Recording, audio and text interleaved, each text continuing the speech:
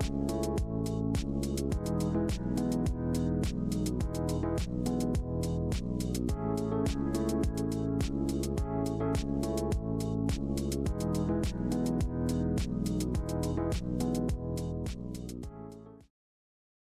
worries. G'day everyone. So Troy Mulder here. I'm the Retail Operations Manager for Horizon Power. I've got about 5 or 6 slides that I'll walk through, very high level, very general. My contact details are at the end of the slide package, and I'm sure we'll be able to share these with you. So if you've got any specific questions or queries we can help with, please feel free to reach out. I did have an acknowledgement of country slide, but that's already been taken care of, so I'll launch right into it. So a little bit about Horizon for those that may or may not know. There's a map of our service area there. So from Columbaroo in the north, you can see right up the top there, to Esperance and Hopetown in the south. Our service area and customers spread across 2.3 million kilometres, which makes us responsible for delivering energy solutions in the largest geographical area of any Australian power provider. Brings with it some unique challenges with that distance and the environments in which we operate. We're a virtually integrated utility. It means we cover every aspect of the energy supply chain, starting with generation and ending where my area sits, and that's in retail services. So basically anywhere outside the Swiss is where Horizon works and delivers services. Financial hardship and vulnerability management sits within my area at Horizon Power. We have dedicated customer relationship officers, or CROs as we refer to them. There's probably a better abbreviation or anagram that we could use for these team members, but CROs is what we use internally, or hardship officers as they're probably more commonly known. So we have dedicated hardship customer relations officers in the region, so that there's no one in Perth managing hardship. They're all based in the regions. We have one in the Kimberley, one in the Pilbara, and one in the Gascoyne Midwest. And that young lady there in the picture in the middle of the screen is actually one of our CROs based in Carnarvon. That's young Dominic Smith. All our customers are case managed. We realise and understand that it's not a one size fits all approach to hardship management. So they're all case managed on an individual basis. In this slide, I've just sort of demonstrated or outlined the common referral pathways, or how customers are presented to us who require hardship or vulnerability assistance, and then some of the options that come out of that assistance and that case management. This is not inclusive. There's many different situations and circumstances, as we know, in terms of hardship and vulnerability, but generally, the common referral pathways are: the customer engages us direct, so they ring their local regional office or depot, where they get put through to young Dom there. We'll have referrals from financial counsellors, customer advocates, CROs. These young customer relationship officers in the regions have good relationships with the local support services, the local counsellors, advocates, and community support centres. We get warm transfers from our contact centre, so customers can ring our financial hardship line, our general inquiries line. We have a number of other avenues through credit paths and whatnot. Those calls are picked up by a contact centre agent, a customer service officer, who does a preliminary assessment or a triage of the customer's circumstances and situations. And if it's not a straightforward request for a payment extension or a short-term payment arrangement, or depending on the aspects of that customer's individual circumstances, that customer service agent will warm transfer through to the CRO, who will then pick that case management up. We've got our hardship probability algorithm, which I'll talk to about in a little bit, and also community engagement, which I'll talk to about a little bit shortly. Our customer relationship officers are heavily active and involved in local community events and engagement, and are found outside the office or depot more time than they're found inside the office. I won't go through the outcomes of some of this case managed activity. Obviously, payment arrangements, extensions, hugs applications, debt waiver, debt matching.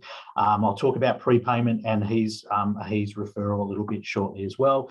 Just will mention the hardship probability algorithm is being re-engineered, and his is only just coming out of a trial phase and moving into to scale up. So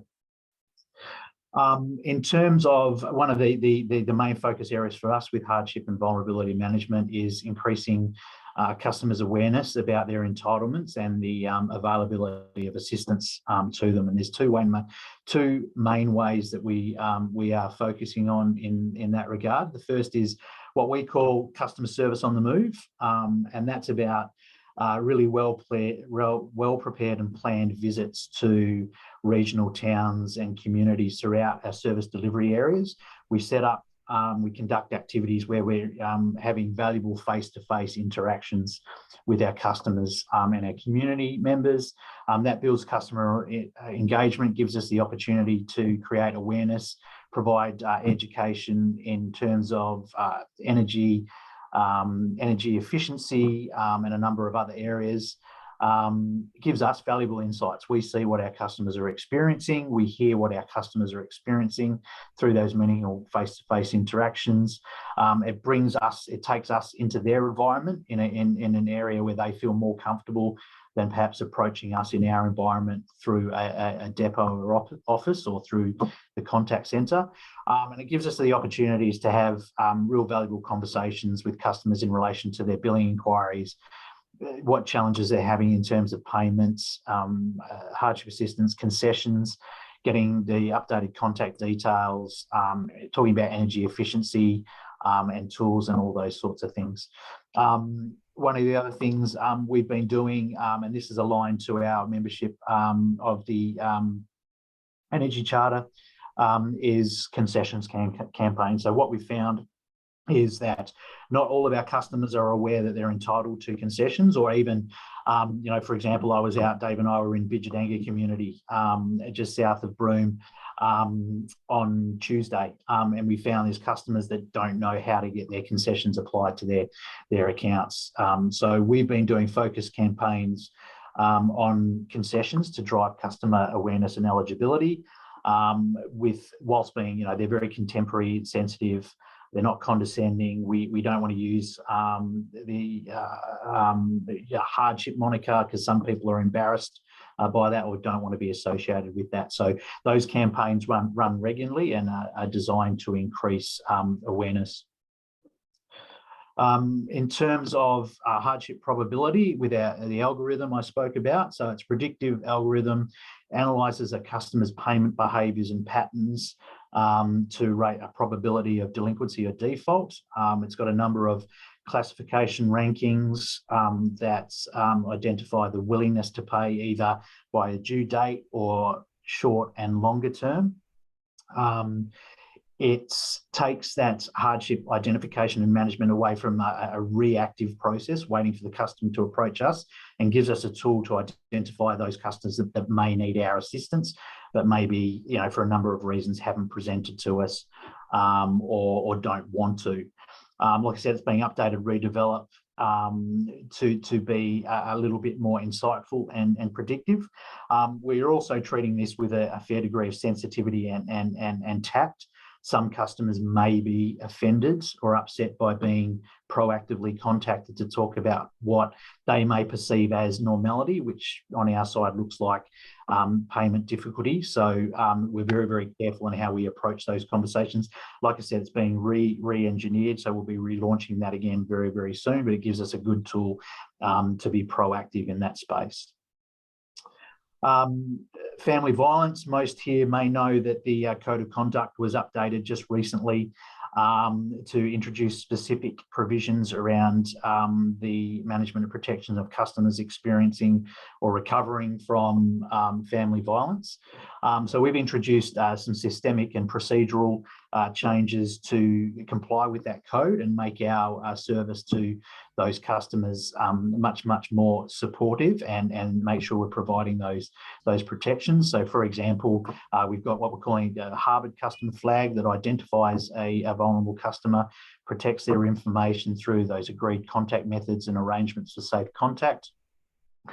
Customers don't have to go through their story every time they ring up. As soon as our agents see that harbored customer flag, they know that they've got those specific protections enabled.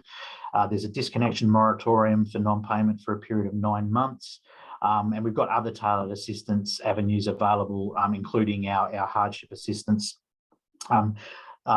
If these customers aren't already receiving those hardship assistance provisions. These customers are case managed by our customer relationship officer team. So they're put through to those customer relationship officers who've been trained in how to manage those communications and those calls. We have been using expedited applications for HUGS grants under those circumstances. We employ debt waivers, either partial or complete, for those customers. We refer them to the appropriate support agencies and the other avenues available that they have. And all our customer-facing staff, both our contact centre teams and our regionally based teams, and some of those here in our Bentley office who are customer-facing, have all gone through a comprehensive training delivery by Lifeline WA. Prepaid power. So we offer a prepaid power product to our customers. Look, prepaid power is often seen or looked at as penalising customers who are disadvantaged or vulnerable in some way. This is not the case. We look at this as it's completely voluntary. We don't force customers on to prepaid power, and they can move backwards and forward between prepaid and postpaid if they wish. There are some conditions there. Obviously, we don't want customers moving from postpaid onto prepaid to avoid their obligations and then back again. But generally, it's completely voluntary. They can move backwards and forwards as they need to.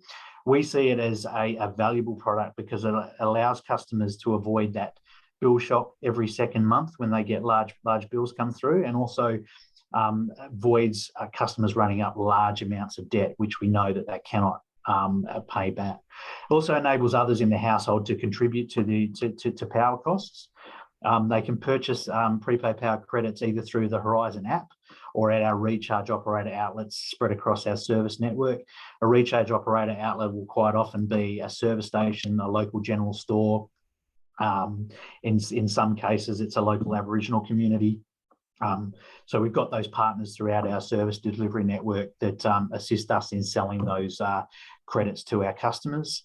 Moving them from a postpaid account to a prepaid account doesn't absolve them from any debt that they've accrued under that postpaid account. What that's doing is allows them the reliability of supply. They can sustain those payments moving forward, and then allows us to work with them on what happens with that previous debt. You know, a lot of the times we set up payment arrangements and they do manage to service that debt through a longer term payment arrangement. Quite often we do debt match. So for every payment received from a customer, we match that towards their debt. Quite often we also do absolve that debt for them at some point in time, but the very important thing here is moving to a prepaid doesn't automatically absolve them from that from that debt. There is an emergency credit period up to $30 before disconnection. Customers on prepaid are afforded hardship assistance on a case-by-case basis. Unfortunately, though, if they're on life support, they're not eligible for prepaid power because once those credits and then emergency credit runs out, it is a automatic disconnection. And just the last slide quickly before I run out of time. We've got the Household Energy Efficiency Scheme. Some may have heard of this. It's it's a state-funded program designed as really an educational program to offer energy efficiency coaching and assistance to our most vulnerable customers. It aims to address the underlying factors that contribute to the high household energy debts. It goes hand in hand with other relief measures such as HUGS grants, current hardship offerings, energy assistance, emergency credit and things like that. Delivered in partnership with AWST Energy and ourselves. We leverage off our existing relationships with NGOs, non-government organisations in the regions, their capabilities, their community engagement, the trust and value that the community has in them to deliver this program. And it's a multi-point touch process. So it's generally an in-home energy assessment and then a number of coaching and guidance touch points throughout the program to assist the customers with their energy debt. Great program, is going to bring great value. There's me with a happy little family in South Hedland conducting one of our trial in-home assessments a little while ago. It's just come out of the trial phase. It's now being scaled up. So we're really excited to see where that will go and the value and the benefit that it will bring to our customers, a lot of whom are doing it really, really tough in challenging environments. So generally from Horizon, that's a very high level look at what we're doing in terms of hardship. There's lots of little bits and pieces as well that we're involved in and that we're doing. So like I said, happy to take questions now if there's time. Otherwise, my contact details are in this slide pack at the last slide there. So happy for you to reach out if I can help in any way. Thank you. Thank you very much, Troy. If you did want to pop the slides down now, we can see if anyone has questions. We've got a couple of minutes. If you do have a question, feel free to raise your hand or come off mute.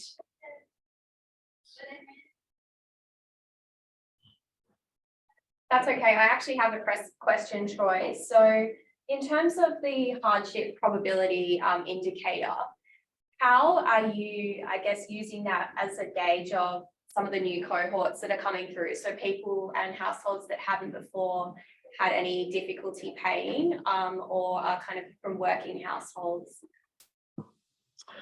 As in what's our strategy going into those conversations?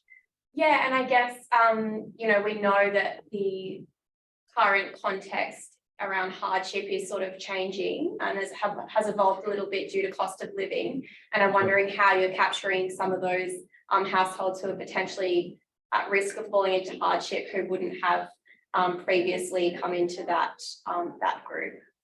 Yeah, sure. So what it does is it analyzes payment behaviours over a period of time, and there's those two little graphs that were in the slide, the short term and the long term analysis.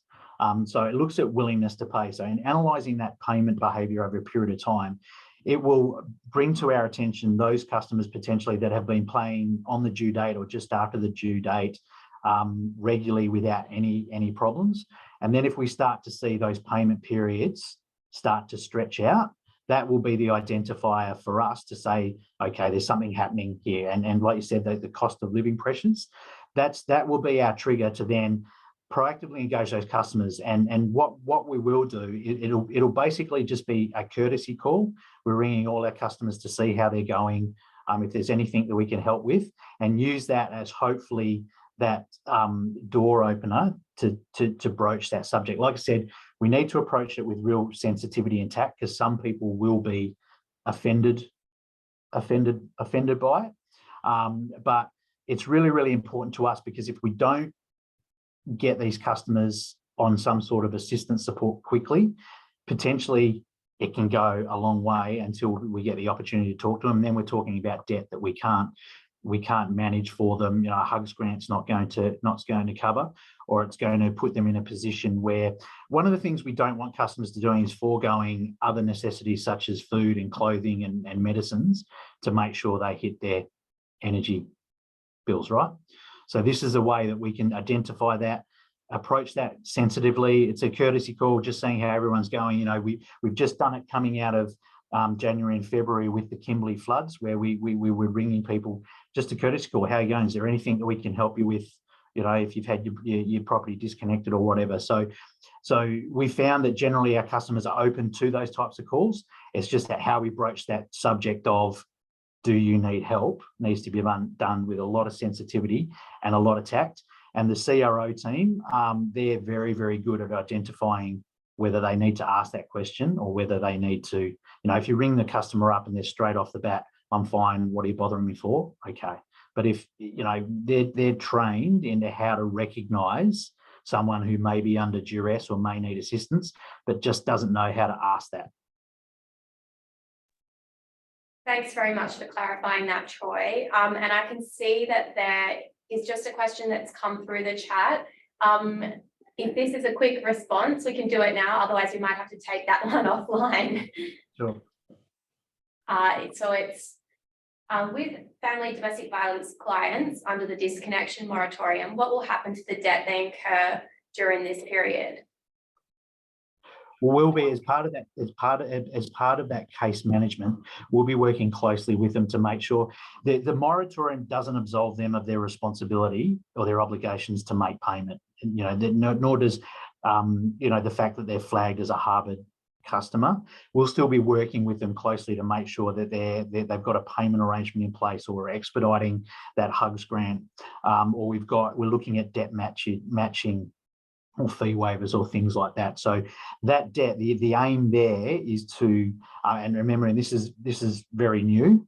So we're not at a point yet where we're dealing with someone that's 8 months into that moratorium and has run up a big amount of debt, but we're in regular contact with these customers all the way through. So the aim there is to make sure that they're trying to maintain those obligations, whether through hugs grant or those other measures, or they've got a short payment arrangement just to keep going with those payments. So we don't want customers to get to the end of that 9 months with those protections and have a large debt and then not be able to come back from that, or not be able to recover from that. So yeah, the short question, we're in contact with them all the way to make sure they're paying as much as they can.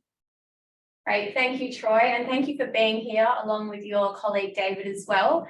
We'll share your contact details after the session for anyone who has additional questions, but thanks once again.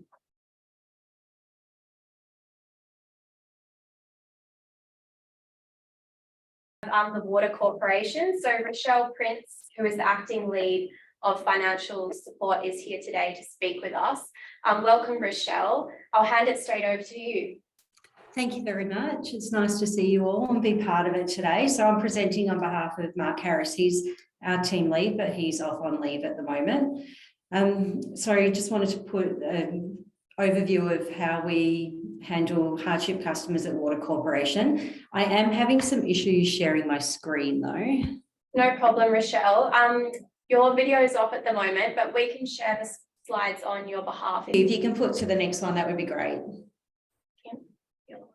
So the financial support team at Water Corporation, we've got 4.6 FTEs, and we're responsible for managing all customers that are on our hardship programs, and also family domestic violence customers as well. So I'll give you a bit of an overview of our programs to start with. So if we go through to the next one, which is the Water Assist one.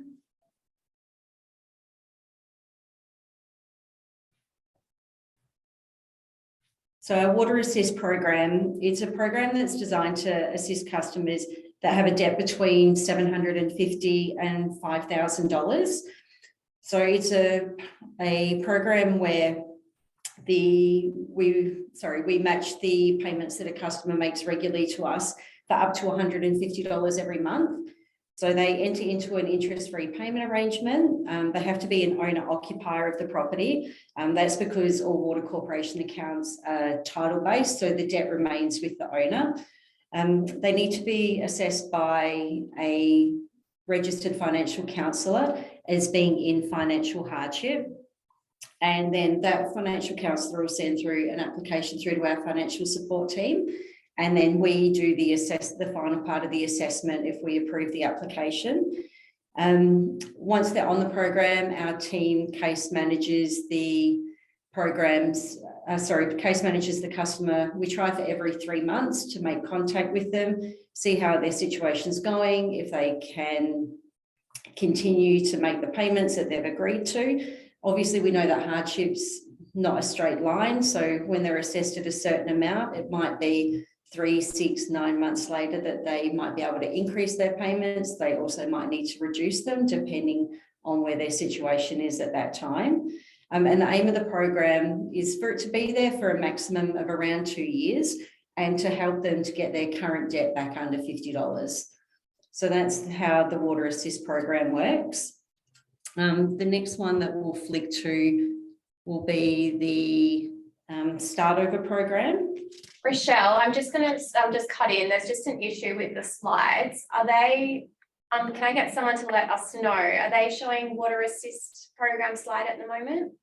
No, I can't see it. Okay. Let me just have another go. Sorry, everybody.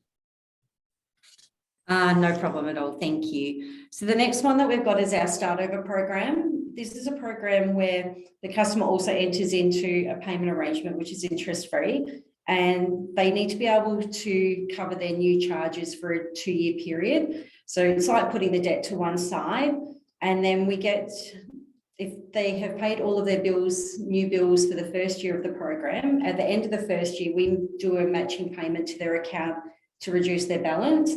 So if they were billed $2,000 in that year, they've paid $2,200, we'll reduce their outstanding debt by that $2,200. Second year of the program, if they pay all of their bills for the second year of the program, at the end of that time, all the outstanding debt is waived on the account. It doesn't include deferred charges that concession holders may have accrued, so it's only eligible for our current due balances. Same as the Water Assist program, that they have to be an owner-occupier, assessed as being in financial hardship by a registered financial counsellor, and their debt in the current due has to be over $5,000. So debt's accrued for many different reasons. It might be hardship, it might be leaks, lots of different reasons. So we've got I think our highest one at the moment that we've got on there is about $75,000. So if they can pay all of their bills, the new ones for the 2 years, they'll go back to a zero balance at the end of it. And it's the idea of the programs is obviously to help to reduce their balance, but it's also trying to educate the customers on how to pay their bills long term. So, you know, the regular payment method, and also how to keep in contact with their providers, because we're thinking that if they are confident enough to call us, then they might gain that confidence with other providers as well, might get them in a better position overall financially. I don't have a time assist slide, but we also have a time assist program for customers who aren't in a position to make any payments at that stage. We like them to only have a maximum of 3 bills that are outstanding, and it can be owner-occupier or commercial properties for businesses it can also be used for. And it puts an interest-free hold on their account for 3 months. So they don't have to make any payments. We encourage them to if they can, and then we just reassess them at the end of that time. Nothing stops us, even during the time assist one, from referring them through to a financial counsellor as well, because I think if they're in a position where they can't pay anything for 3 months, they probably need that little bit of extra help from somebody. We'll go to the next slide. So this is our hardship review. So currently Water Corporation are undertaking a review of our hardship programs and the parameters of those programs. So we want to be able to see if the programs that we've got at the moment are operating and giving the most benefit to the customers. So everything's on the table for that. What programs we have, if the limits that we've got in place at the moment for the account balances is right, if there's an opportunity to introduce any additional programs. We're obviously aware that there's a lot of mortgage stress in the community at the moment.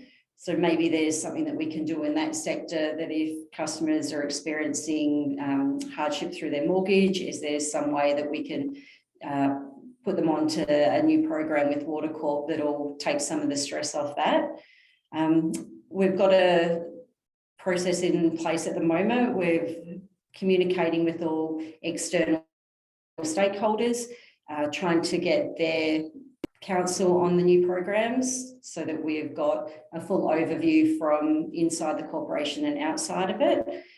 We'll be using our financial care customer service consultants who speak to the customers on a daily basis and recommend programs to see what gaps they think are in our programs, right through to financial counsellors, WACOS. So I think there's a fair bit going on in that area.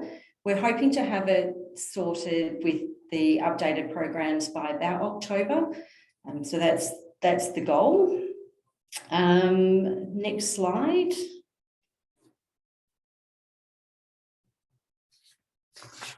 So we've recently created an outbound team at Water Corporation. It's something that we haven't had before. The team consisted of 7 customer service consultants, a team leader and an analyst. And their primary aim is to call every customer that we've sent a mercantile referral letter to, so that they have that one, like another contact from Water Corporation, so we can find out the reasons they're not paying, if they're in hardship, and that all happens before they're referred through to the external agency. The aim of it is purely to surface the hardship and to facilitate them joining one of our hardship programs. So that's the aim of it. Depending on their capabilities and where their workload's at, we're also considering expanding the scope of work that they're doing at the moment. That might involve doing some hugs outbound calls to customers who we know have been in a formal payment arrangement for the minimum of the 90 days, have their debt over $300, and actively contacting them to see if a hugs application might benefit them. Also maybe having them look at our pensioner debt. We've got a bit of pensioner debt on the books at the moment. Not always customers that proactively contact us, so we want to spin it around and do that for them with this team. And that also might lead them on to the hardship programs, the referrals to financial counsellors. Current climate with the food stress as well, we've got access to be able to refer them through to emergency relief, use WA Connect. So it's an all-round look at their situation. Go on to the next one, which is our family violence. So we've had a family violence policy in place for the last couple of years. Our financial support team that I work in, we are the ones that purely talk to our family domestic violence customers. So any contact that is received that mentions anything in that area, the customer is referred through to us. Confidentiality is the major reason, obviously. So we've got system enhancements on our customer database so that they get ticked as a privacy account, and a pop-up comes up the size of the screen that you can't miss that says refer to our team directly with our phone number and our email address if they've got an email contact. And then we have the conversations with the customers from there. Bit the same as Horizon. We've had quite a few training sessions with different external agencies in looking after the customers, but also looking after ourselves. With a small team of only 4.6, you can get a little bit of vicarious trauma, compassion, fatigue yourself. So the training that we've had is really good because it gives us the best tools to be able to look after ourselves and the customers as well. The incidents are definitely increasing. When we put it in place a couple of years ago, we had no idea the scope of family domestic violence that existed. And we've currently got, I think, maybe 750 customers ticked as private. That's not just owner occupiers, that's tenants as well, partners, authorities, lots of different scenarios. Ours can be probably a bit different trying to case manage the family domestic violence than maybe some of the other utilities, because of the fact that we deal with perpetrator and victim, because they can jointly own an account. So our conversations keep the victim very safe. So we don't disclose that we've spoken with them about any of the details that they've disclosed. We keep billing details separate. We'll put bill intercepts on so both owners can still get them, but the perpetrator wouldn't know any of the victim's details through there. So probably a little bit different and a little bit more complex. The other thing that our team does is that we also offer water and irrigation audits for customers who are on our Start Over or Water Assist program, also for our pensioner customers as well. And we do use it as a tool to help our family domestic violence customers. So if there's leaks at the property, irrigation leaks, internal leaks, leaking taps, anything that's causing water to be lost and their bills increase in value, we have a budget of $270,000 a year that we can engage plumbers to attend the property.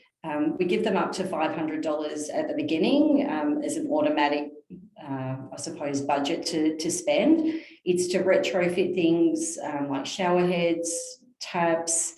It's also, we've been known to fix major leaks at the property, underground ones.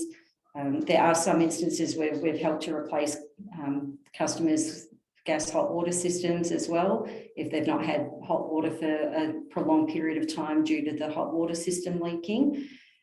This year we'll pretty much get our budget, so we'll probably go a little bit over. I think it's the closest we've ever gotten, and I put that down to the extra workload that we've got with family domestic violence and, you know, helping them with the leaks at the property, even if they're not on one of our programs. So that's a bit of an overview of what our team does. Do you have any questions?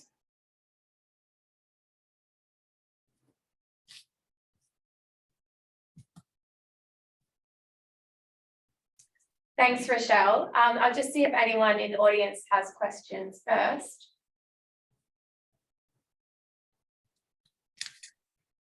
I think that's a sign that it was very comprehensive. Thank you. I've learned from Mark, it's been good. Just a quick question. Have you seen any indication of how the CSC program has gone so far, although it's in its initial stages? Sorry, the outbound one? Yeah, so with the caseworker, the 7 caseworkers. The ones that are calling for the mercantile referral letters? Yes, that's correct. Yeah, it's actually been going really well. They've managed to get hold of quite a few customers. Not all of them have necessarily come through onto our hardship programs, but they've gone into interest-free payment arrangements, and it's the report back of, you know, why haven't they contacted with a reminder, an SMS, an overdue, that kind of thing. And it just leads down to the fact that they've all just got too many commitments at the moment. And they just don't know how to juggle, they don't know where to start. So a lot of them have been getting referred through to financial counsellors. And then we have had some come onto our programs. Interestingly, it has brought back in a substantial amount of outstanding debt that they weren't expecting, which is quite good.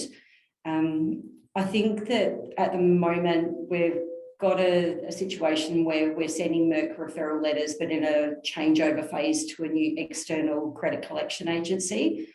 So even though we're sending the letter, they'll stay with us for that little bit longer. So that's going to give us even more of a chance to try and touch base with the ones that they haven't had success.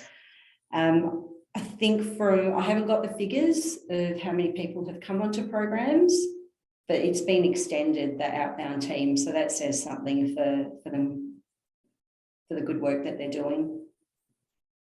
Thanks again, Rochelle. And also it's great to hear that you're using WA Connect and engaging with the sector more broadly as well. So thank you for your time this afternoon, and we'll share your slides and bits and pieces after the session. You're very welcome. Thanks for your time. Thank you.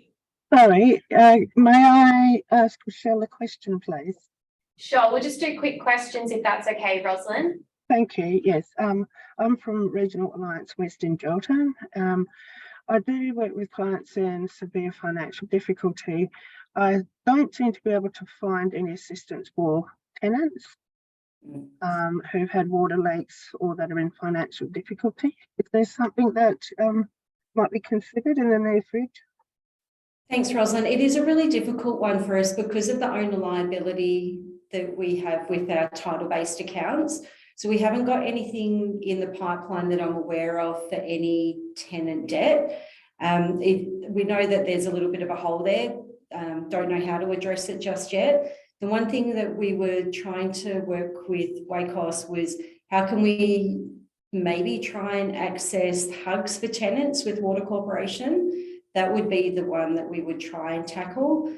We do have a leak allowance policy as well. So if you do have tenants where they've got a high bill because there's been a leak at the property, if a licensed plumber fixes the leak, then they should submit a leak allowance form through to our water use investigations team. If that's approved, it helps to reduce the cost of that bill because of the leak. They can also provide tax invoices if the plumber isn't filling in a leak allowance form, but that would be the main one that we've got at the moment. Yeah. So, yeah, I'm aware of that one, and existing clients have had the leak allowance, but they've still been left with a considerable amount due to the leak. So, still been left with $2,500 bills, even with the leak allowance of $600-700. So that's where I'm coming from. The only thing I could say is maybe for them to go through to the Tenants Advisory Board, because that's usually the advice we give them, because generally speaking, with the owner's debt, we wouldn't chase the tenant for it ourselves. So that's why we don't have any programs in place at the moment. Thanks, both, and we can provide those details offline as well. Great, thank you very much, and thanks for your question, Rosalind. Thank you.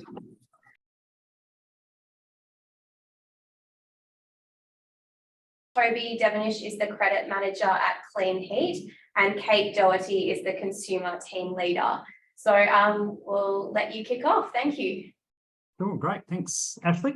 I assume it is Ashley. We haven't dealt face to face, but yes.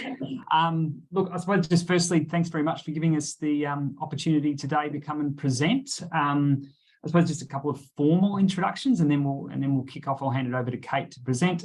So Toby Devonish is my name. I am the credit manager here at Kleenheat. A bit of background. So I've been around Kleenheat just over 10 years, but in a number of roles. It's probably January last year is when I was lucky enough to get offered the credit manager role. So the credit team, we're responsible essentially the collections process, accounts receivable, and managing credit risk. But most importantly is our consumer and hardship team that sits within the credit team, which is headed up by Kate Doherty, who will be presenting for you today. So on that note, Kate, I'll hand it over to you. Yes, hello. Thank you so much for having us today to come along. Really appreciate it.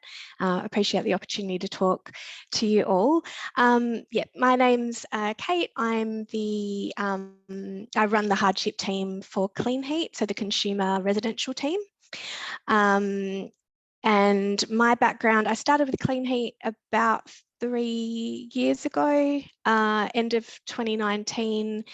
So it was just before COVID actually started, and I was originally in the customer service area, but I had a chance to spend a bit of time in our wider credit team and particularly the hardship team over COVID, when we really didn't know what was going to be happening, and we knew we had to transition into some different approaches for hardship customers over that time. And I found that that was something that I really enjoyed, that I was very passionate about. And so, yeah, I found myself about a year ago now coming over to the consumer team to run that team. Yeah, we've been working through some interesting things ever since. The last year has been really interesting in that space. So yeah, that's just on that note, Kate, I need to share my screen, which I will do, so bear with me. Thank you.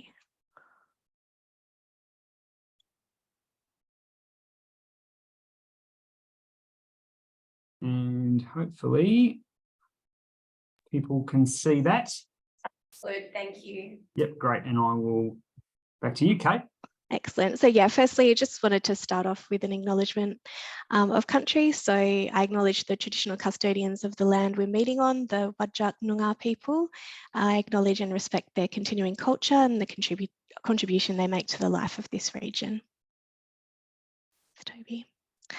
All right, so I thought I'd just really quickly go into a little bit about the team and you know, what we do, what we're sort of aiming for. So we've put the team sense of purpose in there. So this is specifically for my team, the Hardship team. So our sense of purpose is achieving positive outcomes for vulnerable customers by providing exceptional customer service and ongoing support. We're a small hardship team, but we're really passionate about assisting vulnerable customers in financial hardship. So everybody that works in the space with me is, you know, finds a lot of purpose in that, and that's what sort of gets them out of bed in the morning for the job. So we find that the overriding Kleenheat values, which are safety, integrity, collaboration, customer focus and accountability, which you can see there, sort of informs our approach with hardship and vulnerable customers as well.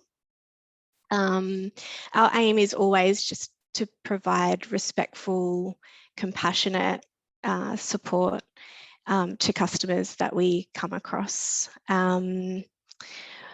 We aim to empower customers as much as possible by giving them options, giving them information so that they can make an informed choice about what they want to do with their,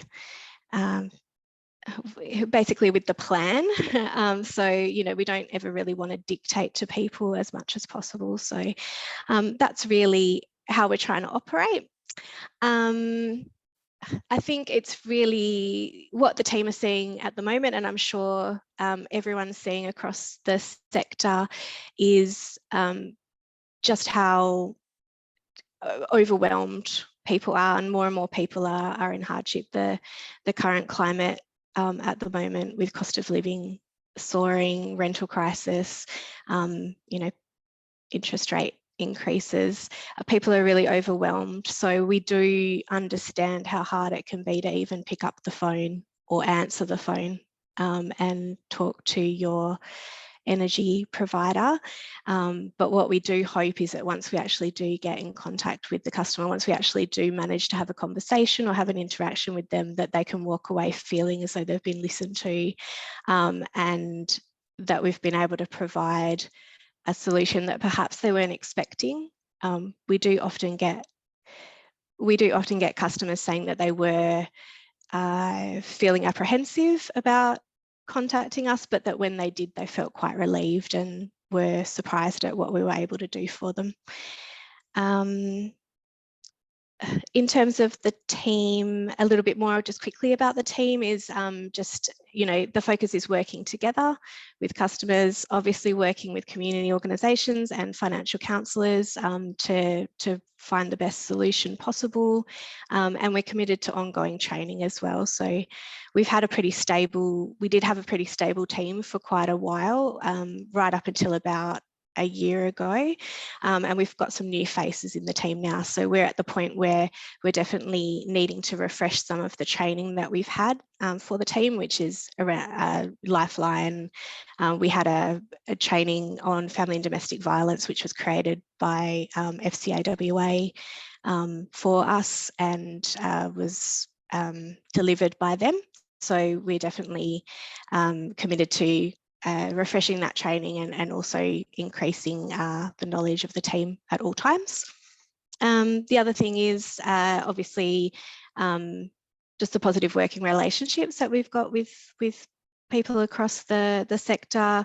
I'm on the HUGS, we're on the HUGS steering committee, obviously, and we try to attend as much as possible for community events as well in that space. So that's pretty much just a little bit about the team. And yeah, if you want to move on to the next one, Toby. In terms of how we assist our customers, we really try and focus on individual solutions for each person, because everybody needs something different. So we've kind of got a toolkit and we've got a lot of tools in that toolkit, and we will work with somebody to find the best solution for them. And we'll also work with anybody else that's involved as well. So if someone calls us from a financial counselling appointment, obviously we'll work with financial counsellors to work out what would be best for them. Obviously, we have the additional time to pay, so that could be through payment arrangements, extensions, or holds. We also can provide, facilitate application for HUGs for our customers, bill reduction, partial debt waiver, historical debt forgiveness. So these are things that we also do for customers as well, depending on the situation, assisting them to set up centre pay for their payments, or other more automated payment options, so it's not relying on them remembering to pay a big bill at the end of the quarter. And so that's for most of our customers. We also have Fresh Start, which is our program for people who've experienced family and domestic violence. So the aim of Fresh Start is essentially to give customers in that situation a fresh start. So if we have a customer who has been in that situation, we'll waive the debt on their account, and we will either help them manage their bills going forward at the same property, or if they've moved to another property, we'll basically help them get set up at their new property so that they're not disadvantaged by anything that went on the previous account. A lot of customers just need a little bit more management in the first part of, say they've got a new property. We'll help them pass the credit checking, make sure that they've got they're not disadvantaged in any way, and then we'll sort of keep in contact with them for a little while afterwards, just to make sure that everything's going smoothly for them. Conversations with all of our customers around energy usage and appliances, and potentially how we can help give them some information about their average usage. Sometimes that can be empowering for customers to know, so that they then can make decisions about how they use their appliances, for example. But obviously there's a lot of customers who, that's not, changing how they use gas is not really going to affect the outcome for them. So that's just a small part of what we do as well. So that kind of sums it up, but I'm very happy to answer questions, any questions or clarifications that anybody would like. Thank you. I'll throw it out to the floor for questions. We might just need to give everyone a couple of moments. Hi, I've got a question if I can, please. Sure. I'm in Albany and we've got a lot of clients that are on gas bottles.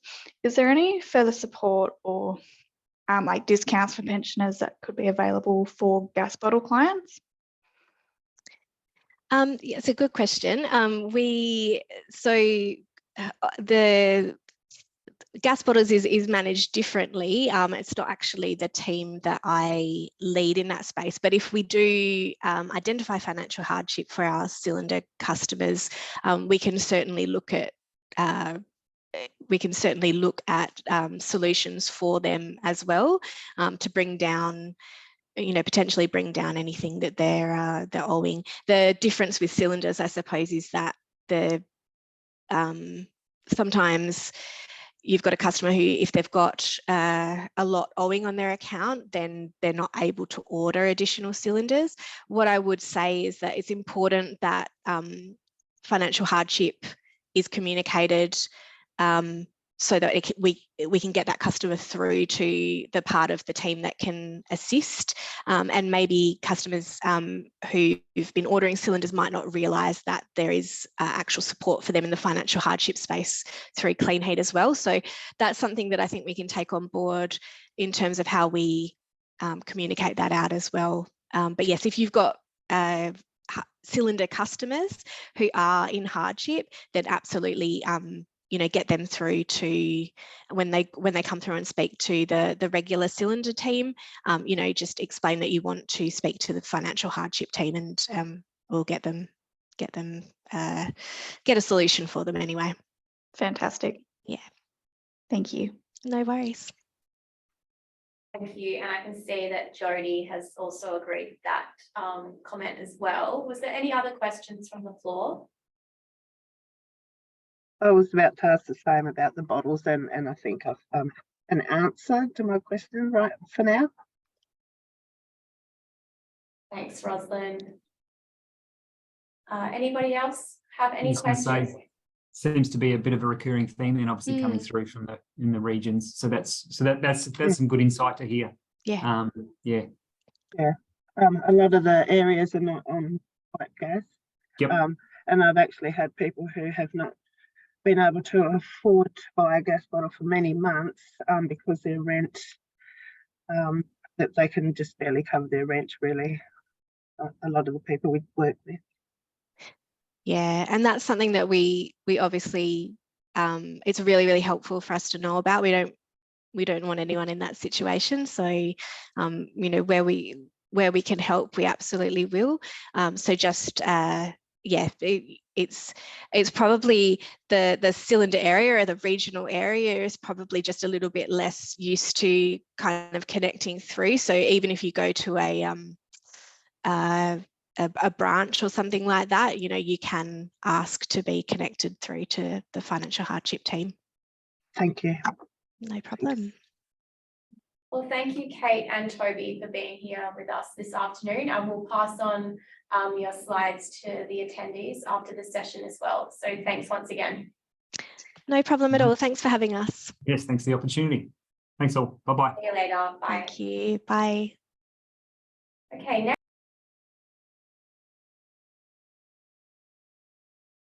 up on the agenda, we have Synergy. Welcome to Kelly Morley, the Acting Head of Residential Customers, and Aroha Rongo, Acting Residential Customer Success Manager. So we'll throw it straight over to you. Thanks for being here. Thanks, Ashley. Hi, everyone. It's really lovely to be here today, and excited to share some of the programs of support that we have for our financial hardship customers at Synergy. It's been really wonderful also hearing from the other utility providers on some of the programs that they're offering. Really interesting to hear from Horizon Power as well. I think we'll probably cover some similar ground today. So I'll try to skip over those parts that we've already covered on the Horizon presentation. Aroha's going to share her screen for me so that I can talk you through. So I guess firstly, Synergy is responsible for the Southwest Interconnected System. That's the very small square of ground that isn't covered by Horizon Power, is probably the easiest way to define it. But in that space, we have 1.1 million residential customers and around 88,000 business customers. My responsibility as the head of a residential customer is to provide customer service to all those residential customers. And in that, that includes our life support customers and protecting them from disconnection. It's also ensuring support for financial hardship customers and also the credit and collection space. So firstly, I'll take you through our teams. We actually have two teams that support our financial hardship. We have a customer support team and their role is really the early intervention space for emerging hardship customers and for those customers who experience short-term, so less than 12 months generally, financial hardship. Their focus is predominantly on reduction of existing debt, and we usually find that those customers are likely to be able to manage their average consumption, but have for one reason or another had higher than normal consumption over a short period of time, sometimes due to hot summers, a range of different reasons, which has meant that they've accrued a debt that they can't afford to pay. So the customer support team really does focus on one-on-one support over that period of 12 months, and they offer financial incentives to support customers in making regular payments. So they'll work with them on the best approach for incentivizing their payments, and that might be that they approach it by matching dollar for dollar in some instances, or if a customer's worked really hard to get rid of a portion of their debt, they may see fit to waive the rest. We also see referrals to hardship utility grant scheme. We actually have an outbound portion of this team that make calls to customers that we recognise are eligible for the HUGS grant, and we connect them to that service so that they can begin to access those funds. We do promise to pay arrangements, micro payments, and also centre pay to try and support different customers with different needs. And we also do bill extensions. I think that in this space, we have seen actually a reduction in the number of customers in this space. And that might seem like a good thing, but it's probably not so much because what we're seeing is a larger proportion of customers who are new into financial hardship and are therefore contacting us a lot later in the game, and their debt is a lot higher than they can pay off in 1 year. So we are actually seeing a shrinking of the pool of customers in this support space, and some people jumping directly from non-hardship into a larger hardship challenge. Of our customer base, I should mention, we have around 40,000 customers currently registered as financial hardship customers, and each month we add around 3,000 more.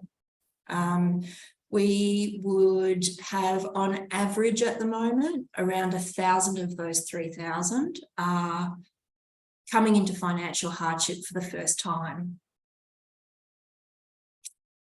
I'll just let that sink in for a sec. It's quite a lot when you think about it. I'm sure that the financial counsellors on this call are unsurprised by that though.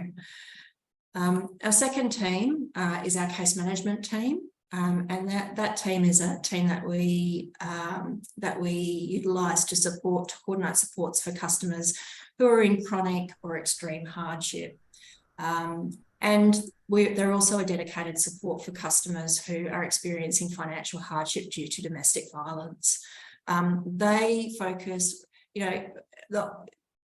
very, very differently from the customer support team. Their focus is not so much on the debt, it's about education and consumption reduction, because generally speaking, when they become a case managed customer, they are quite frequently not only not able to manage the debt that they have, but they're also not able to cover their average daily consumption costs. So it really is about trying to work through how we can reduce consumption to meet what they're able to pay. So as part of that, they do very similar things to what the customer support team do, in that they offer one-to-one support, and they contact the customer every billing cycle to work through how they're tracking towards goals in reduction of consumption and in their debt arrangements, and they do offer financial incentives as well. Referrals to HUGs are also available through the case management team. We also provide the safety and support through the Fresh Start program, which is our domestic violence program, and I'll take you through a little bit more in relation to that in a moment. That they are a referrer for customers in education through the Household Energy Efficiency Scheme. Now that's a scheme that is very much devoted to education and reduction of consumption for customers. It also does support, in some instances, the replacement of inefficient appliances. We also, through the case management team at the moment, we also have a new tariff that's providing some relief to customers called the Community Energy Tariff. I'll take you through a little bit in relation to that as well. The case management team also do food bank referrals to try and reduce overhead for our customers. And they are also, and quite importantly, they're also a connection point for community supports. So case management, when it first came about, was really a service that was there to provide one-to-one support, and it operated alongside other services that we provided in the financial hardship space. In the last 12 months, the team has grown from 4 to 14, roughly. And what we've recognised is that they're best positioned as a support for customers that connects them to the right programs to help them with their individual needs. So what we do know is that financial incentives for financial hardship customers generally don't work by themselves. What customers need is financial incentives plus education and support to reduce consumption, plus products that actually work with them to reduce the overhead, plus community supports like financial counselling and a hotline to directly to domestic violence support or to disability supports, a whole range of different things, so that we're addressing all of their needs all at once. So we've begun positioning the case management as that team, the team that talks to the customer, uncovers the need, and then over a period of 12 or more months, provides support in connecting that customer to what they need. It's proven to be really successful in delivering good outcomes for customers and in connecting them to not just financial incentives, but education and services that change the way that they consume energy. We're actually seeing a far greater improvement in customers maintaining their energy bill usage without financial hardship flag on their account. So it's really quite a positive outcome, I think. So we'll go through that's a whole heap of information in a really short amount of time. What I want to do now is just take you through 3 or 4 things that we've been working on over the last little while, and just to spell them out a little bit more, because I'm sure that most financial counsellors have basic understanding of those 2 teams that we deal with. They've been around for a little while now, but I'll take you through the next thing, which is our updated family and domestic violence policy. So like Troy was saying, at the start of 2023, the Energy Regulatory Authority introduced new measures to support customers experiencing domestic violence.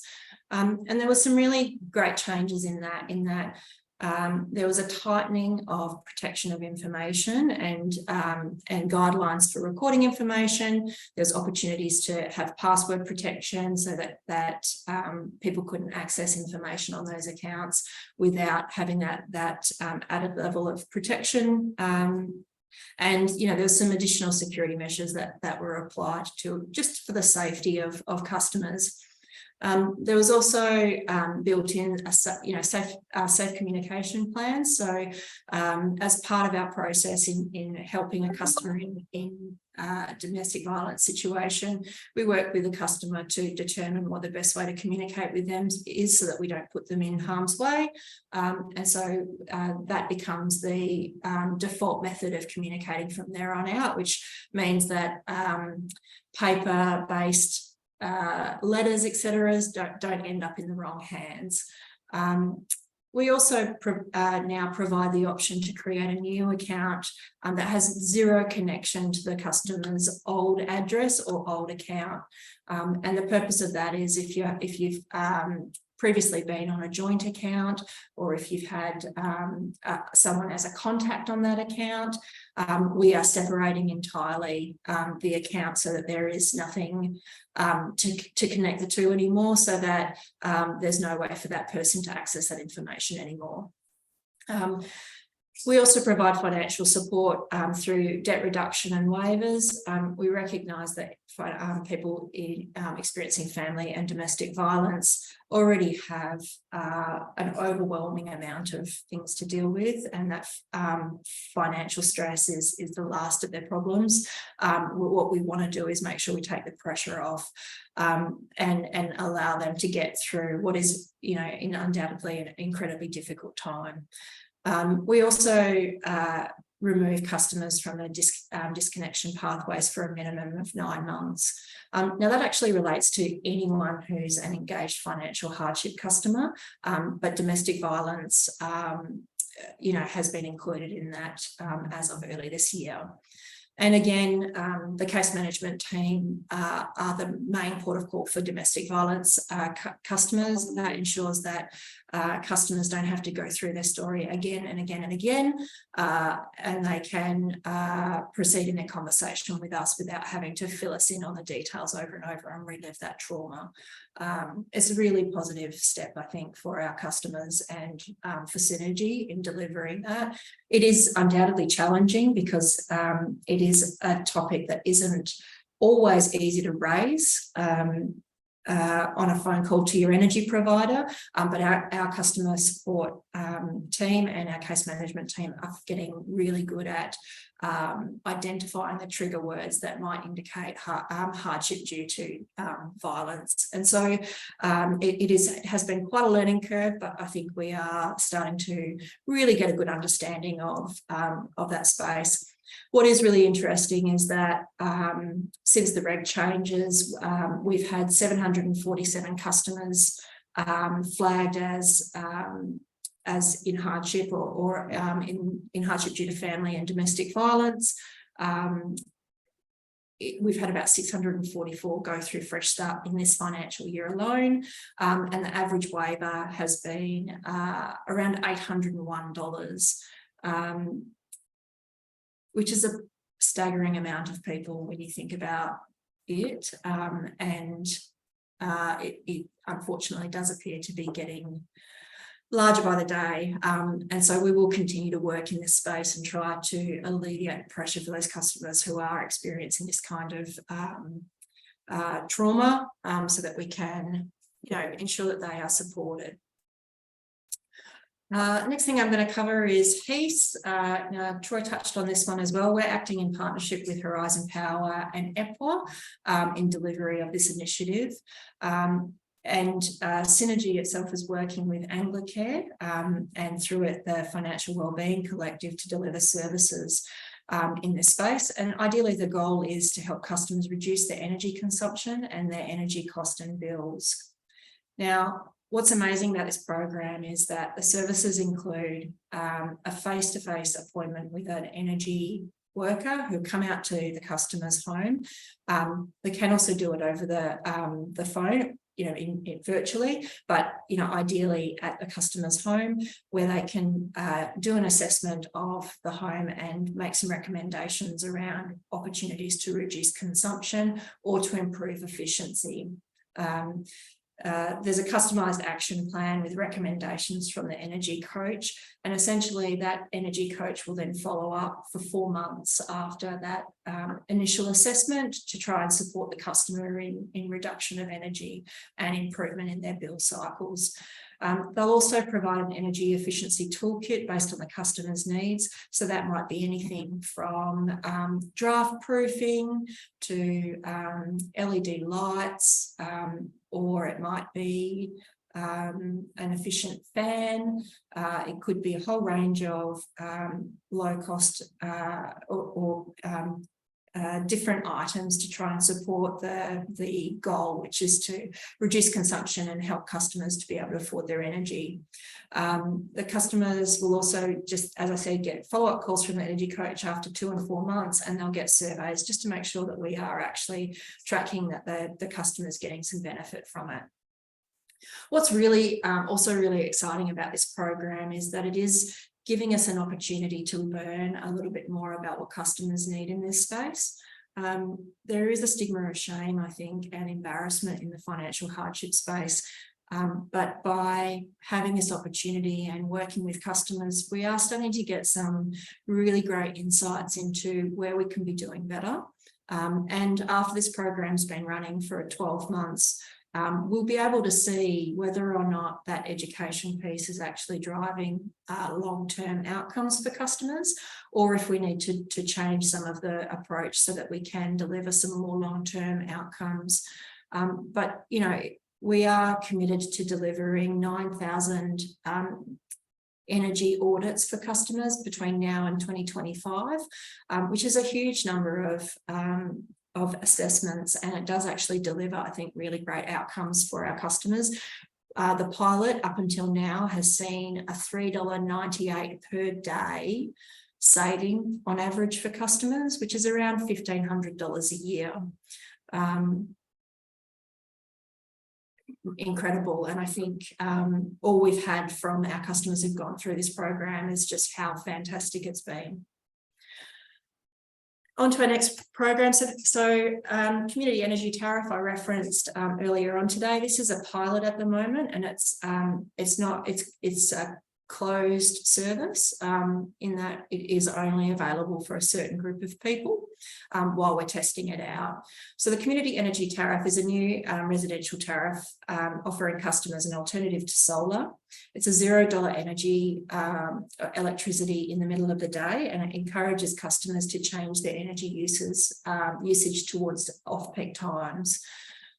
It is currently only available to customers in the case management program, just to make sure that we've got it right, and that it's that we're doing all of the right things for these customers, and that it's actually delivering the outcomes that we want.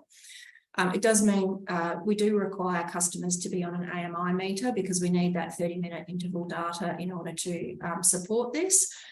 It is aimed at customers without solar, battery, or EV at the premise that they are residing. So if the customer's got solar, they won't be eligible for this. But it is really great for customers who are in rental properties or who can't afford solar. It does essentially enables customers to make the most of the middle of the day electricity rates, and they can save by shifting their energy towards that middle time of the day. So between 9 and 3 p.m. essentially is 0 cents per kilowatt hours for the first 10 units. And then between 3 p.m. and 9 a.m. the next day is a different tariff, so essentially a flat tariff. It's $1.90 supply charge. And again, it's really early days on this tariff, but we're already seeing some positive outcomes. Anecdotally, the case management team are telling us that customers are feeling like they're saving. I think it was something like $20 or $30 off their bill, having joined partway through the billing cycle. So we are seeing some outcomes on that already, and we look forward to seeing, when we've got people going through their full bill cycles, what the outcomes will be. And lastly, I thought I would touch on the recent announcements from both Commonwealth and state governments on the national energy relief payments. Now, this isn't a program direct from Synergy, but it is something that is impacting our financial hardship customers, and it is quite complex. So I thought I'd just provide this as an overview. EAP recipients, which is customers who have I think it's an income support card, a pensioners card, or a veteran affairs card, they already receive a benefit of $326.32, I think it is, over the year. Those customers who've got their income support card registered with us will receive a $350 national energy relief payment, plus a $150 top up from the WA state government over 2 payments in July and December. All other residential customers outside of those EAP customers will receive a $400 energy relief payment from the WA state government. And again, that'll be over 2 payments in July and December. And then thirdly, small business customers, so that's the L1, R1, C1, D1 and K1 customers will receive a $650 national payment from the Commonwealth and state governments. And again, that'll be paid over July and December. Now, the reason that I bring this one up is that we've learned a little bit from previous payments that what tends to happen, this is aimed at customers who need the financial support due to cost of living increased pressures. But inevitably what happens is a customer will receive this payment, will stop doing their direct debits or stop doing their ongoing payments because the pressure's a little bit off, and inevitably forget to put it back on again and might end up in a worse situation as a result. So as at this point in time, what we're really focused on in terms of these national energy relief payments is ensuring that customers use these funds to get ahead instead of finding themselves in a more difficult situation. So we are focusing on communicating with these customers, and we have got communication strategies set up to work with customers to try and ensure that we're using these funds to the best effect and helping them get ahead. It's really important to us that we use this as an opportunity for customers. You know, the last time the WAC, the West Australian government payment reduced our financial hardship cohort by just over 10,000 customers. But inevitably in the last sort of 6 months or so, we've started to see that increase again. So our aim is to work with our customers in financial hardship specifically to try and get them out of financial hardship using this payment and help them set themselves up to not do that in the future. And I guess finally, I just wanted to share with you some of the overall programs of support that we have in place that are just set and forget for the most part. We have the energy assistance payment that I referenced previously. We also have a life support equipment energy subsidy because the life support customers are in a really specific situation. They have to use their aids or appliances, which sometimes drives up the cost of their energy, which can put them into financial hardship. It's a really vicious cycle. And so the life support energy subsidy is really helpful. We have Power Assist, which goes through St Vinny's and is a referral from financial counsellors to us to pay off a certain amount of a customer's bill. It's around $200 per customer, and there's about $300,000 attached to that Power Assist each year. From an education perspective, accredited financial counsellors have access to the financial counsellors portal through Synergy, which gives them access to approved customers' accounts and helps with that journey for customers to financial wellbeing. We also have My Account for self-service, so there is the ability for customers to access a whole range of education tools on our website to support them in their energy journey. And finally, processes, disconnection moratorium for engaged customers and the disengaged hardship program for customers who aren't talking to us essentially anymore. It is for us to actually engage. You know, we have a whole pathway of engagement for those customers. And in the community, hugs, food bank and community support awareness, and that very specifically is referrals to financial hardship. So, you know, a whole range of things. Happy to take questions, but that's the meat of our offering in financial hardship at this stage. Thank you very much, Kelly. What we might do is pop the slides down and then we can see if anyone on the call has questions. I think one came through the chat earlier around the HEAST program. And I think just to clarify that at the moment it's been a pilot, I understand, but obviously with Synergy and Horizon both involved, it will be available in the regions as well. Yeah, so it actually started scale up this month. So we are seeing that emerge. We're starting to ramp up service in that space, and regions are actually part of our roadmap in how we support those regional areas with similar services. And we have an agreement with Anglicare on that. So we'll definitely be delivering into the regions. Thank you. And for everyone on the call, we certainly at WACOS plan on touching base with Anglicare and looking at, what if we can partner on a session later in this year to share more information about that program as well.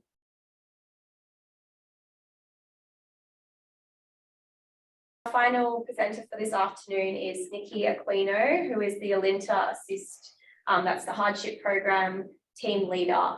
So at Alinta Energy. So thank you, Nikki. Thank you, Ashley. So as you all know, my name's Nikki. I'm the Alinta Assist team leader. I have been with the business for 10 years, so quite a long time, got quite a bit of experience in the gas industry, and have been working in the hardship sector for the past 6 years. So I'm really happy to be presenting today and speak to you about what we've got in place for our hardship and vulnerable customers. First of all, I just wanted to take a moment to express my gratitude to the Emergency Relief and Financial Counsellors for their hard work and dedication. You contribute so much to and makes a huge impact on our community. So thank you so much for your hard work. I will start to share my screen. Hopefully it works. We can also do that, Nikki, if you encounter any issues. Hang on a minute. That looks like it's coming through now. Coming through. I'll just bring that across. Okay, I've just got to present. Just a moment. Sorry about that, guys. No problem.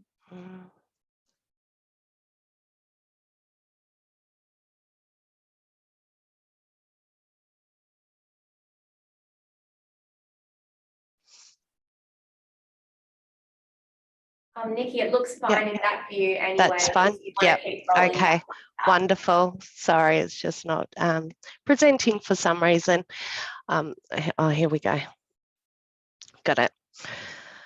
Okay, so I'll just talk through some of our current processes that we are doing at Alinta Energy, and then some very near future initiatives that we are excited to share. So first of all, I'll just talk a little bit about the team. So the Alinta Assist team, that we've just recently rebranded to Alinta Assist instead of just Alinta Hardship team. And we have also increased in our FTE. So at the moment, we've got 10 trained dedicated Alinta Assist Energy specialists. So what the team's doing, their role consists of assisting all vulnerable customers to help make an affordable payment plans, reviewing customers' accounts on a regular basis, so checking in with them, making sure that their situation hasn't changed, and if they need to change their payment arrangement in any way, educating on gas saving tips and consumption and arrears, referring to necessary supporting services, so emergency relief, national debt helpline, food bank, 1-800 respect, whatever we're needing to do to assist that customer at the time. We also assess and apply for hugs, and just starting to outbound our customers also for the ones that have been on a payment arrangement for 90 days. And ensure that the customer's on our best available offer, which I'll share in a moment. So I just thought I'd show you some faces so you can see who are on the front line assisting our vulnerable customers. So there are some tenured Alinta Assist specialists and some new ones due to us just newly increasing our FTE. So a very passionate team and there to help and assist our customers the best way possible. So the product offer, some of you may have heard already. So we've just recently, back in February, commenced our Alinta Assist Hardship product offer campaign. So we are mindful of the current cost of livings and pressures affecting our most vulnerable customers. So this is just one of the components of our broader program and ways that we're working to support our customers in experiencing financial hardship. So customers that are on our Alinta Assist program will receive, and they have no discount or receiving less than 35% off their usage, have been offered the best available discounted price of 35% of gas usage charges for 2 years. So we did send a letter out, and that was in February, and we rolled it out. So it went over a course of 2 months to these customers, encouraging them to call their Alinta Assist team to take up the offer. So just a few Q&As here. So what is the offer? So the 35% usage charges for 2 years based on our standard residential gas price. And this is our best generally available offer. Can the customer choose a different product? And of course they can. So although we are offering the 35% offer, customers can choose to take another offer of a discounted product. So we do have, for example, the 25% off gas usage for 3 years instead of the 35 for 2 years. And how does the customer take up the offer? So as I was saying, that the letter has been sent to all eligible customers, and we did have a great take up on those letters. With having 60% of our hardship customers now on a product offer. And this offer is only available on the phone. Our customers are also offered the product when onboarding. So when first onboarding the Alinta Assist program, or when the team are interacting with our customers regarding payment arrangements and whatnot. So is this offer a locked-in contract? So it's not a locked-in contract, and the customers can switch to our best generally available offer at any time. And when will the customer start receiving the discount? So once the customer has spoken to our Alinta Assist agent and requested and accepted the discount product, the discount will be backdated from the last reading date. So their next bill will come with the full discount. So just touching in a bit with our vulnerable customers. So family violence customers. So again, Alinta recognises that our customers' privacy and safety is paramount, and ensures that all steps are taken to make sure that the customer's information is not shared to incorrect parties, especially the perpetrators of family violence. And all customers experiencing family violence are handled with sensitivity, caution and empathy. So the actions that Alinta takes training across the contact centre on how to handle an FV call, and that is regularly refreshed also for that training. We've got the specialised training team, trained team, Alinta Assist to handle these calls. So the customer will be warm transferred to the team from the frontline contact centre for them to be able to assist the customer. So a part of assisting the customer, we update and confirm all information on the customer's account is current and correct. So that's including postal addresses, emails, phone numbers, contact people that are listed on the account, which is a very important one because we don't want the perpetrator to be still on the account.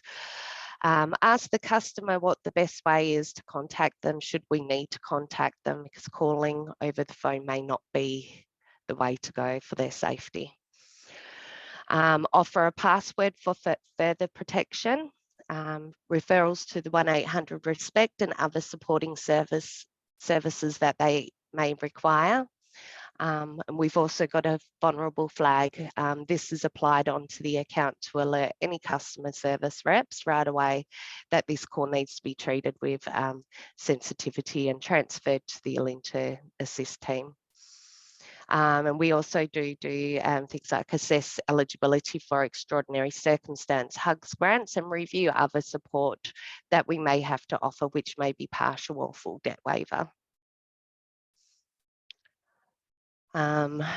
We are also, so this is in production at the moment, so our welcome pack each time onboarding customers onto the hardship program.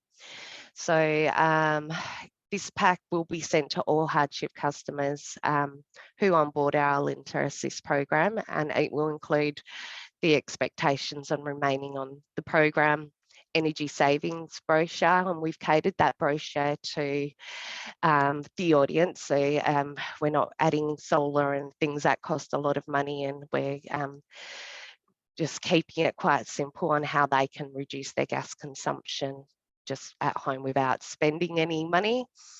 Grants and schemes, confirmation of payment plan, so a payment plan schedule, contact details for the Alinta Assist team, so phone number and email address, and the hardship policy and where it's available.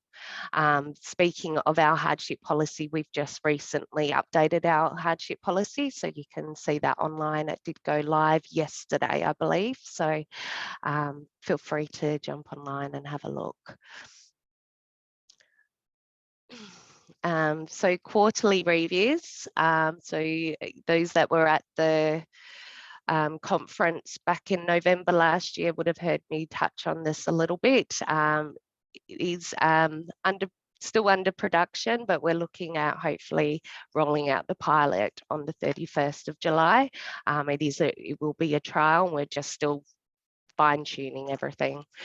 But all customers on the Alinta Energy Assist program will be, oh, sorry, this is the next one, sorry, quarterly review process. And as a part of onboarding the Alinta program, the customer will be sent on the quarterly review for 90 days. So we'll review every 90 days, and that way we can capture, have good conversations with the customers and discuss consumption and arrears again. Are they covering consumption? Can they increase their payments just so they can bring their gas debt down? Gas saving tips, HUGS eligibility. So a lot of these customers will be eligible for HUGS being on a payment arrangement for 90 days. Check that the customer is on the best available product offer. And changing circumstances, so updating if anything's changed. Do they need to change anything in their payment arrangement, which will follow through with the referrals to supporting services and who we refer to on meeting their needs, and a payment plan review, just making sure that they're fine with what they're doing at that time. So then we go to our pilot matching scheme.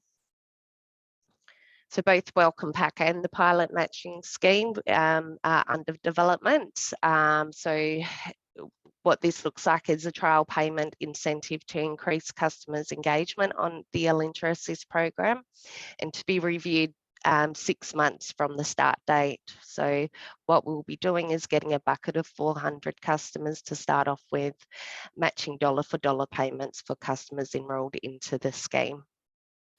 So why are we doing this? So we're encouraging a consistent internal process to ensure customer engagement, support our customers to adhere to their payment arrangement and reducing total debt, and increasing completion of the Alinta Assist program with success.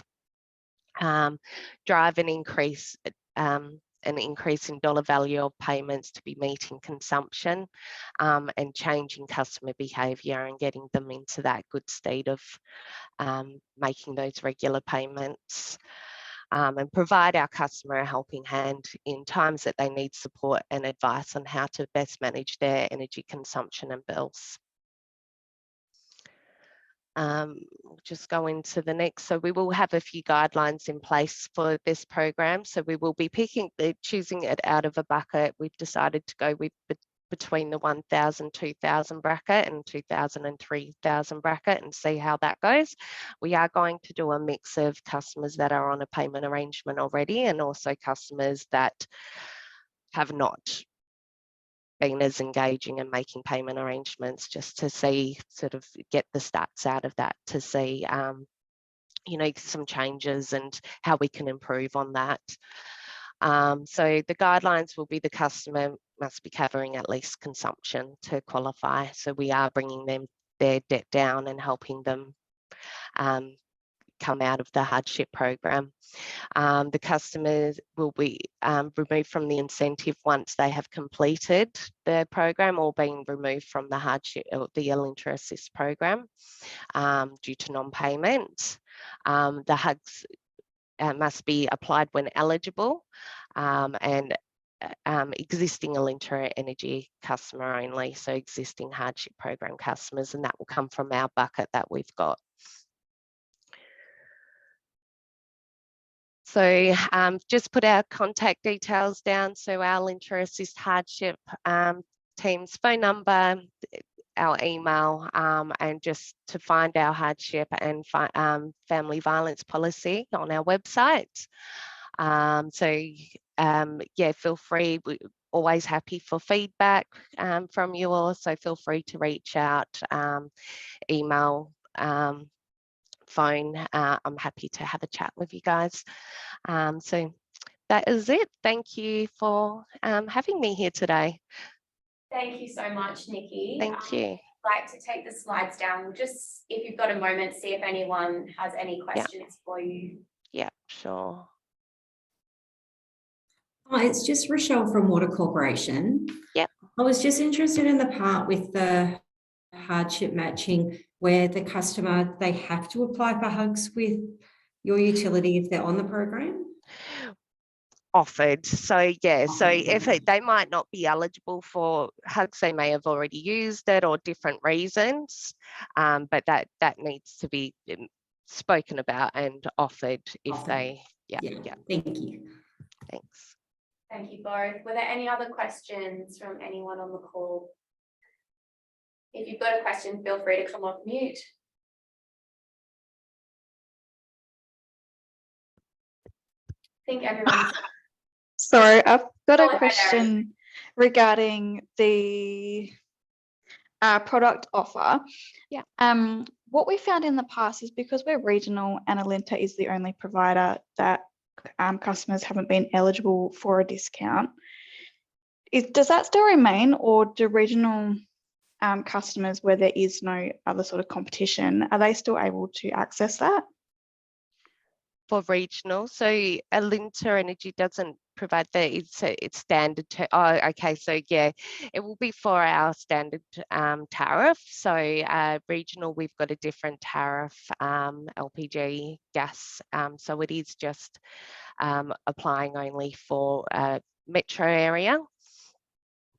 However, that is definitely on the radar as well, on if there is anything that we can do to provide regional customers. Albany, Kalgoorlie. That's the one, Albany. Yep. Yes, Albany. Yeah. Thanks for the question, Erin. And any final questions?